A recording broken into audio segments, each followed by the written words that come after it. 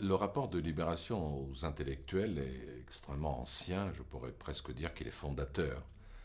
Si on considère que Jean-Paul Sartre, en tant que philosophe et écrivain, a tenu sur les fonds baptismaux le journal. J'irais même plus loin en disant que le journal est un intellectuel collectif. Et pour qu'il soit un intellectuel collectif, il a besoin d'un lien organique avec les intellectuels, les sociologues, les philosophes, les historiens. Ça s'est vu ces dernières années lorsque nous avons fait le Libé des philosophes, le Libé des historiens, le Libé des écrivains. Et nous tenons effectivement à ce lien parce que c'est un lien qui nourrit les uns les autres. Les intellectuels sont très contents effectivement de travailler pour un journal ou de venir au journal, en voir les exigences, les nécessités, parfois les limites. Et nous, évidemment, ça nous apporte des éclairages que parfois nous n'avons pas. C'est sur cette idée ou sur ce sillage que Pierre Hyverna a eu l'idée des masterclass Libération, des masterclass de philosophie, dont il m'a confié en gros la responsabilité au niveau factuel. Et ces masterclass signifient quelque chose de très précis pour nous.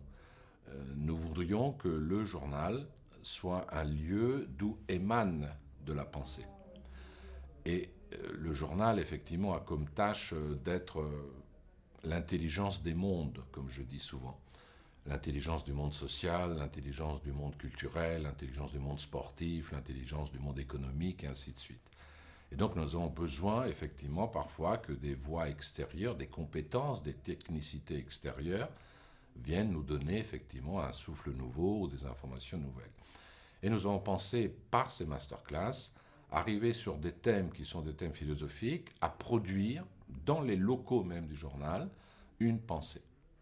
Et cette pensée qui peut nourrir les journalistes, qui peut nourrir aussi nos lecteurs et les auditeurs qui peuvent effectivement venir au journal. Et c'est pour ça que nous avons lancé donc cette série des masterclass de philosophie. Nous avons commencé par des thèmes qui sont les plus populaires probablement, c'est-à-dire dont personne ne peut dire qu'il est étranger à ce thème-là. Le choix eût pu être des questions philosophiques classiques, mais ça nous semblait un peu hasardeux de faire l'ego transcendantal ou la perception du temps chez Husserl. Donc on a commencé par des thèmes dont on pensait qu'ils sont à la fois essentiels et populaires dans le bon sens du terme, puisque chacun de nous s'interroge effectivement sur ce qu'est l'amour. Donc nous avons commencé ces masters par des thèmes sur l'amour, les injustices, la famille et Dieu. Et probablement nous reprendrons à la rentrée de septembre d'autres thèmes. J'envisage les peurs, l'inviolence, la vérité et ainsi de suite.